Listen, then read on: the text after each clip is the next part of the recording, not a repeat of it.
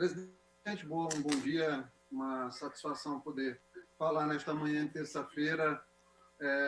Nós temos acompanhado atentamente a situação da Covid-19 aqui no estado do Maranhão. Ontem nós chegamos ao número de 42 casos de pacientes que foram a óbito. Já era esperado que a gente chegasse nesse final do mês de março ao pior momento, que deve provavelmente estar se aproximando nessa próxima semana agora, nesta semana e na próxima semana. Houve incremento da rede de leitos hospitalares, nós chegamos a 1.500 e poucos leitos, ainda um pouco abaixo em relação ao que a gente teve no momento mais alto da pandemia no ano passado, nosso melhor momento, quando a gente passou de 1.700 leitos. Claro que a situação agora é bem pior do ponto de vista das internações de pacientes graves, dos pacientes que têm rapidamente evoluído para óbito. Saiu recentemente uma reportagem na Folha de São Paulo que mostrou que uma grande parte desses pacientes submetidos à ventilação mecânica em leitos de UTI, no Brasil, no Maranhão também tem sido ruim, no Nordeste também tem sido ruim, eles têm ido a óbito, uma proporção que chega próxima aí de 80%. Não é problema do tubo, isso é uma coisa que tem que ficar muito clara. Às vezes as pessoas associam isso aí com a presença da intubação, na verdade não. O tubo é a única medida nesse momento em que o paciente tem uma insuficiência respiratória muito grave, mas tem um dado que nos chama muita atenção.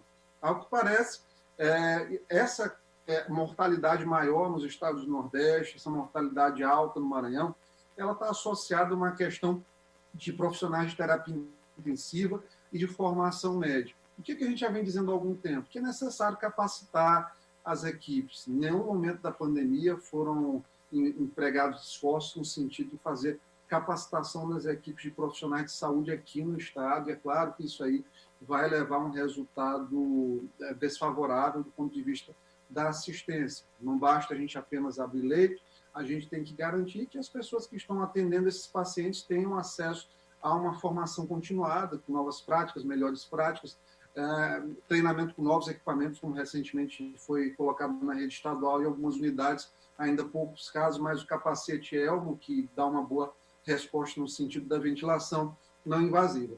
A gente não pode deixar de comentar também que a questão dos ônibus não teve nenhum avanço no sentido de diálogo das prefeituras da Grande Ilha com o governo do estado.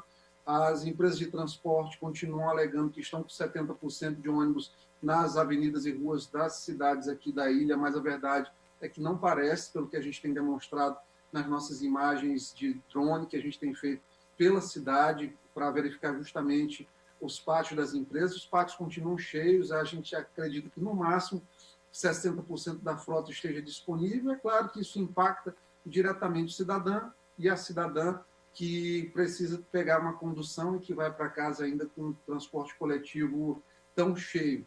Agora, a Associação Nacional de Transportes, a associação que representa as empresas, soltou ontem um suposto estudo em que tenta colar uma imagem que o transporte coletivo cheio não é prejudicial à Covid-19. Claro que o estudo é cheio de viés, de falhas, de fato, e que no momento certo a gente vai apresentar nossos questionamentos, até porque o tempo de 5 minutos aqui ele é menos do que suficiente.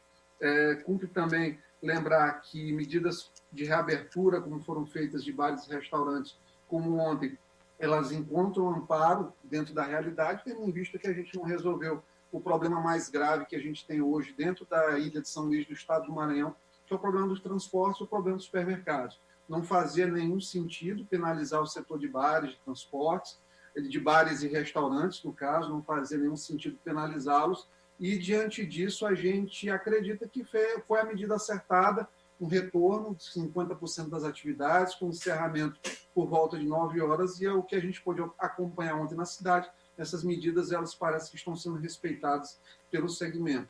A gente espera que no próximo momento haja uma prorrogação do auxílio para os músicos, para os profissionais do segmento cultural aqui no Maranhão, porque, claro, isso aí vai demorar um pouco mais para passar, a gente vai precisar ainda ter paciência no mês de abril, quando no mês de maio eu acredito que a gente já tem uma retomada quase que plena das atividades aqui no Maranhão.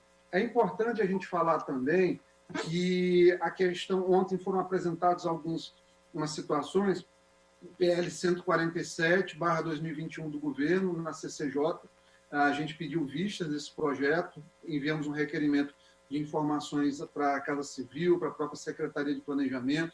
Vamos enviar mais dinheiro para ver a carência desse empréstimo, quanto tempo, de fato, esse empréstimo será pago, quando é que o Maranhão vai começar a pagar, algumas informações sobre obras e serviços públicos que vão ser executados, exercendo, claro, o nosso papel parlamentar de fiscalização das ações executivas. A gente lamenta muito situações como, por exemplo, a obra do Araçagi, que já foram entregados cerca de 56 milhões de reais e até o momento a obra continua com falhas. Mal inauguraram a obra, já estão fazendo reparo da obra. A gente pede uma atenção do governo do Estado nesse sentido, que fiscalize adequadamente e que responsabilize as construtoras. Uma situação como um empréstimo desse, 180 milhões de reais, que em números absolutos ele é um empréstimo alto, mas em números relativos para a capacidade de pagamento do governo do Estado do Maranhão, ele é um empréstimo pequeno, mas a gente tem que ver se a gente não já começou a financiar infraestrutura rudimentar, quer dizer, manutenção de via pública, por exemplo, com dinheiro de empréstimo. Aí, de fato, seria uma sinalização até para a sociedade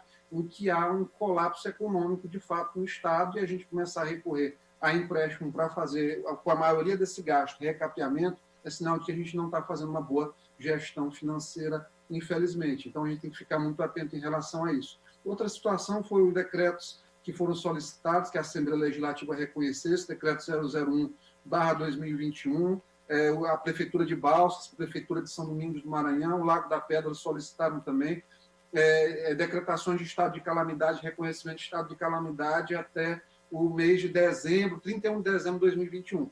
Cumpre ressaltar que os demais estados do Nordeste, Piauí, o Ceará, eles só fizeram solicitação de decretos legislativos dessa natureza até o período de 30 de junho. Eu considero que fazer essa decretação até o final de dezembro é exagerada no momento. A gente não pode prescindir, por exemplo, de um adequado regime de contratações, de licitações nesse momento, até para que a gente possa salvaguardar a saúde financeira do Estado. A gente não pode, num momento como esse, abrir mão desse controle também. E eu admito que, para a Assembleia Legislativa, a autorização de um decreto como esse até 31 de dezembro, diferente de todos os estados que só autorizaram até junho, é um cheque em branco para o governo do Estado. É claro que abre mão de qualquer possibilidade, por exemplo, de pagamento de emendas impositivas para a Assembleia Legislativa destinar às suas bases. Claro que isso aqui é um interesse direto da Casa, que precisa ser resguardado. O Parlamento precisa ter essa mínima autonomia que foi conquistada no passado, preservada este ano, e é uma decretação de estado de calamidade até 31 de dezembro de 2021. Ela abre essa janela aí de perigo para a Assembleia Legislativa também, e, lamentavelmente, a gente espera que isso possa ser corrigido nesta elaboração do decreto na Assembleia Legislativa do Maranhão. Eram essas palavras, presidente. Obrigado pela paciência de todos os colegas, a todos que nos assistem pela TV Assembleia. Nosso cordial abraço. Muito obrigado.